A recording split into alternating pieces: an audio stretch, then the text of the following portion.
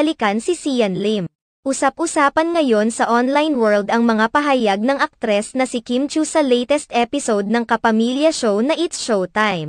Kaagad na napansin ng mga netizens ang tila sunod-sunod na banat ni Kim Chiu sa kanilang contestant sa segment na Especially For You. Hindi napigil ni Kim Chiu ang kanyang sarili at tila pinangaralan na ang kanilang contestant na nais balikan ang kanyang girlfriend na iniwan nito noon.